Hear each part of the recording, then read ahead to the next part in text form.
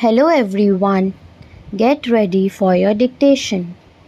The dictation starts in 5, 4, 3, 2, 1. Now, I would like to say that with this measure we are now adopting, to my mind, it will not be possible to have this system or any other system functioning effectively. The number of clauses that we have included are so restrictive and rigid that it will not be possible for any system to function in this country. If at all it is able to function, it will be able to function with a lot of difficulties. It will be said afterwards that the industrial sector, particularly the private sector, has not been able to deliver the goods. I would like to warn the government that if anything happens in the future in which industrial production or production in the private sector has not gone up, it would be not because of any lack of efforts on the part of the private sector, but because of the measure that we are now adopting. I have mentioned several times how this particular bill is very restrictive and how it will hamper the normal growth of companies in this country. It is a pity that when we are on the threshold of the second 5-year plan, such a measure should be passed in this House. I would now like to make a few observations about the speeches of some of the honorable members here. Shri Ashok Mehta justifies the restrictions on managing agents by saying that managing agents are no longer the main source of finance. He also argues that profits have been high and will continue to remain high, and therefore he would like to see the managing agents being paid on a sliding scale.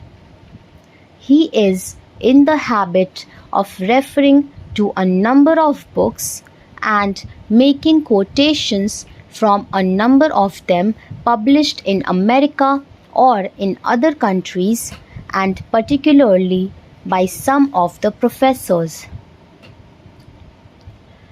I would also like to mention to him that even when companies are floated, it requires a certain amount of confidence amongst the investing public, and it is because a particular firm is managing a particular company that this confidence is created in the investing public. Even there, as the Honorable Finance Minister has said, there is a sort of overall tight control. New banks and insurance companies are not floated nowadays. What you have are the few banks which are existing and the few insurance companies that are existing. The other point is that the credit worthiness of the managing agency firm does count to a certain extent in getting credit from the banks and other financial institutions. Yesterday, it was mentioned by my honorable friend that the crux of the problem is the question of payment of remuneration to a particular managing agency system. He said that in this bill, a definite encouragement has been given to the alternative type of management, namely the managing director or the manager, where an individual has been permitted to take 5%, while in the case of the managing agency, it has been permitted to take about 10%. I would like to point out to him that it is not merely the question of remuneration which will decide the alternative type of management. The remuneration is not a very important thing. Unless and until you allow a certain amount of flexibility for any system to function, it will not be possible to evolve any other system to take the place of the managing agency system.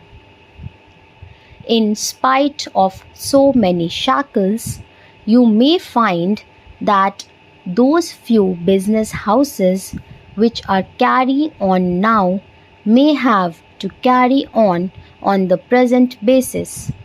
You may not find many new people coming in the field. Several times it has been mentioned in this house why the business community has not prescribed for itself a code of conduct. In this connection, I would like to point out that a degree or diploma is essential for the profession, and in case of violation of the code, sanction should be provided by it to prevent a person from practicing the profession. Today, even Ashok Mehta and Shri C. Shah can set up a grocery shop and become businessmen. Nobody lays down any condition for starting business, and nobody can prevent others from continuing it. But I would like to point out that with regard to the code of conduct, there is a certain amount of ethics and there is certain standards and traditions on which business houses function. If a particular firm has not got proper ways of managing its business, you will find that that business house will find it difficult to function, and it would be difficult for it to command the confidence of the business community. It would not be possible for it to function as effectively as a firm which has proper ways of managing its business. That is sufficient as a code of conduct. It is not possible to prescribe a certain code of conduct in the manner it has been done for the profession in general.